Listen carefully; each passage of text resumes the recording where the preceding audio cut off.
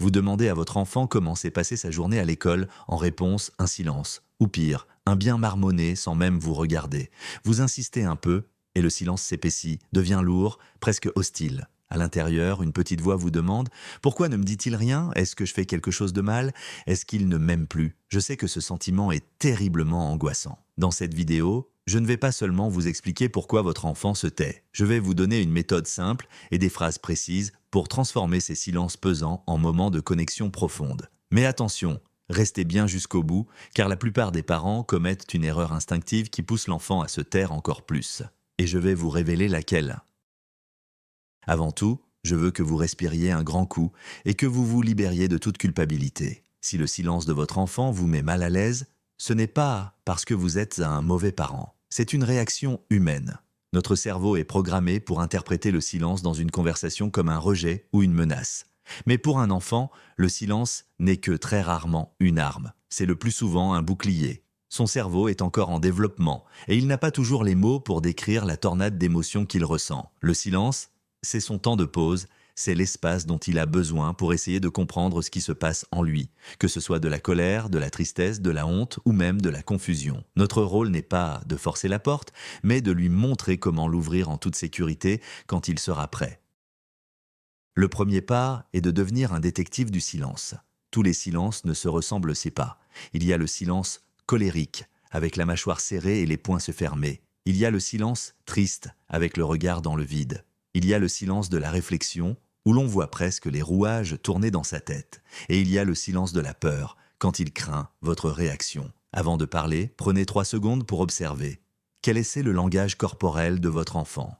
Quel était le contexte? Est-ce qu'il vient de se disputer avec son frère? A-t-il reçu une mauvaise note? Apprendre à décoder ce message non verbal est la compétence numéro 1. Au lieu de vous précipiter avec un « pourquoi tu ne réponds pas ?», essayez une approche douce qui montre que vous avez vu. Vous pouvez dire par exemple « Je vois que tu es très silencieux depuis tout à l'heure, quelque chose semble te préoccuper ?» C'est une porte ouverte, pas un pied dans la porte. Et nous voici arrivés à l'erreur fatale dont je vous parlais. L'erreur que 90% des parents font par pur instinct. Vouloir à tout prix remplir le vide. Ce silence nous est si inconfortable que nous le bombardons de questions, de justifications, de supplications ou même de menaces. Allez, dis-moi, ce n'est pas si grave. Tu boudes encore, si tu ne me parles pas, tu seras puni. En faisant cela, nous envoyons un message terrible à notre enfant. Tes émotions et ton rythme ne sont pas valables. Ce qui compte, c'est mon besoin d'être rassuré tout de suite. On lui apprend que son espace de réflexion est une mauvaise chose. On lui crie, sans le vouloir, que son silence est une agression contre nous. C'est la meilleure façon de construire un mur entre vous et lui, brique par brique. La prochaine fois, au lieu de parler, essayez de respirer et de compter jusqu'à 10. Alors, que faire à la place? Pratiquez ce que j'appelle la présence silencieuse. C'est un concept d'une puissance incroyable. Au lieu de remplir l'air de mots, remplissez l'espace de votre amour et de votre calme. Asseyez-vous simplement à côté de votre enfant. Pas en face, ce qui peut être intimidant, mais à ses côtés, comme un allié. Ne dites rien pendant 1 minute. Vous pouvez commencer une activité calme, à proximité, comme lire un livre ou plier du linge. Votre simple présence physique, calme et non jugeante, communique bien plus que des mots. Elle dit « Je suis là, je peux supporter ton silence et tes grosses émotions, tu n'es pas seul, je ne te mets pas la pression. » Parfois, vous pouvez offrir un contact physique léger, comme une main sur l'épaule si votre enfant est réceptif. Après un moment, vous pouvez murmurer une simple phrase comme « Je suis juste là si tu as besoin de moi ». Vous serez surpris de voir à quel point ce calme peut devenir contagieux et sécurisant. Une fois que vous avez établi cette connexion silencieuse, l'étape suivante est de valider l'émotion que vous soupçonnez. Attention, valider une émotion ne veut pas dire être d'accord avec un mauvais comportement. Si votre enfant est silencieux parce qu'il a tapé sa sœur, vous ne validez pas le geste, mais la colère qu'il a provoquée. Mettre des mots sur ce qu'il ressent l'aide à se sentir compris et à développer son intelligence émotionnelle. C'est comme si vous lui tendiez une bouée de sauvetage dans l'océan de ses sentiments. Vous pouvez utiliser des phrases qui commencent par « j'ai l'impression que » ou on dirait que. Par exemple, « j'ai l'impression que tu es très en colère contre ta sœur » ou on dirait que tu es vraiment déçu de ta note. Ne posez pas de questions, faites une affirmation douce. S'il ne répond pas, ce n'est pas grave, la graine est plantée. Il sait que vous avez vu sa peine et c'est déjà énorme. Quand le dialogue s'amorce enfin, la qualité de vos questions est cruciale. Évitez à tout prix les questions fermées qui appellent un oui ou un non. Et surtout, fuyez la terrible question « Pourquoi ?» Le pourquoi as-tu fait ça est presque toujours perçu comme une accusation. L'enfant se sent immédiatement sur la défensive et se referme. Privilégiez les questions ouvertes qui invitent au récit. Utilisez comment, qu'est-ce que, raconte-moi. Au lieu de pourquoi tu as poussé Léo, essayez raconte-moi ce qu'il s'est passé dans la cour de récréation. Une autre technique très puissante est la question hypothétique qui met de la distance. Par exemple, imagine qu'un de tes amis vive la même situation. Qu'est-ce que tu lui conseillerais de faire? Cela lui permet de parler du problème sans se sentir directement jugé. C'est une façon de l'aider à prendre du recul et à trouver lui-même des solutions.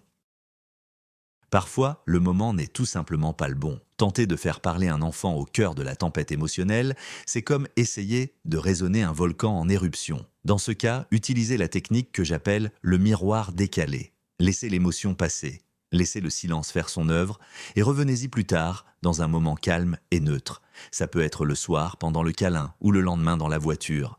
Le but est de lui montrer que vous n'avez pas oublié, que ce qu'il ressent est important, mais que vous respectez son timing. Vous pouvez dire « Tu te souviens tout à l'heure, quand on a parlé des devoirs, j'ai eu l'impression que tu te sentais un peu dépassé. Est-ce que je me trompe ?» En abordant le sujet à froid, vous retirez toute la charge émotionnelle et vous ouvrez un espace de discussion beaucoup plus constructif. Il se sentira respecté et en sécurité pour s'ouvrir.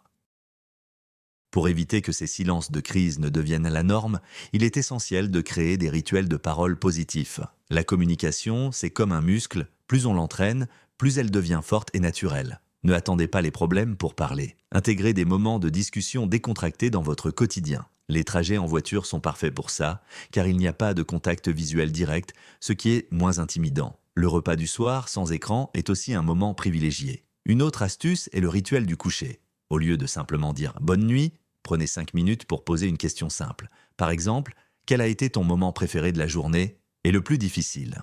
En créant ces habitudes, vous normalisez le partage d'émotions. Votre enfant apprendra qu'il peut tout vous dire, le bon comme le moins bon, et le silence de crise deviendra de plus en plus rare.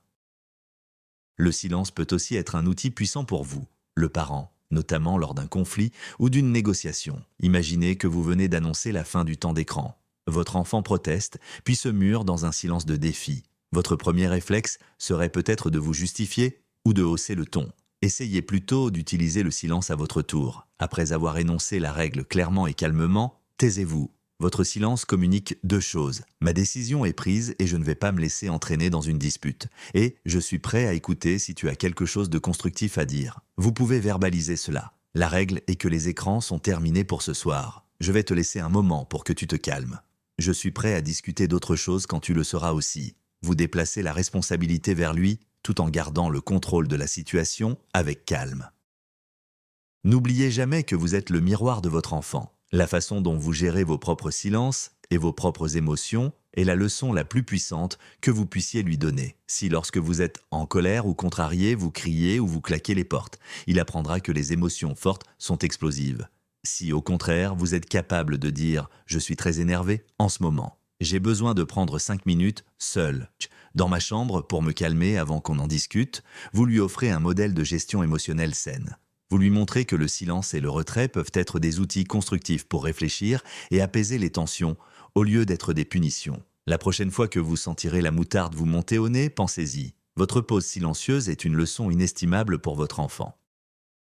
Enfin, il est crucial de savoir faire la différence entre un silence passager, qui est une réaction saine, et un silence qui est un drapeau rouge. Si votre enfant, qui était auparavant bavard et joyeux, devient silencieux, retiré, et qu'il perd l'intérêt pour les activités qu'il aimait, et que ce comportement dure depuis plusieurs semaines, il ne s'agit plus d'une simple gestion d'émotions. Cela peut être le signe d'un mal-être plus profond, comme du harcèlement scolaire, de l'anxiété ou une dépression. Dans ce cas, votre rôle est d'agir. Continuez à offrir votre présence bienveillante, mais n'hésitez pas à chercher de l'aide professionnelle. Vous pouvez dire « Mon chéri, je remarque que tu es très silencieux et triste depuis quelque temps, et ça m'inquiète beaucoup. Je t'aime et je veux qu'on trouve ensemble quelqu'un qui puisse t'aider à te sentir mieux. Savoir demander de l'aide est une preuve de force, pas de faiblesse. » Pour résumer, le silence de votre enfant n'est pas un ennemi à combattre. C'est une porte d'entrée vers son monde intérieur. En arrêtant de vouloir remplir le vide, en apprenant à être présent, à valider ses émotions et à poser les bonnes questions, vous transformez ce qui vous angoissait en un puissant outil de connexion. Vous lui apprenez que toutes ces émotions sont acceptables et qu'il peut vous faire confiance. Je sais que ce n'est pas facile. Vous ferez des erreurs et c'est normal. Soyez patient avec vous-même et avec votre enfant. Vous êtes un bon parent qui cherche à s'améliorer et c'est tout ce qui compte. Si cette vidéo vous a aidé, merci de mettre un pouce bleu pour nous soutenir et abonnez-vous pour ne pas manquer nos prochains conseils pratiques. Et maintenant, j'aimerais beaucoup vous lire quelle est à votre plus grande difficulté quand votre enfant se mure dans le silence. Racontez-nous dans les commentaires, nous lisons tout le monde.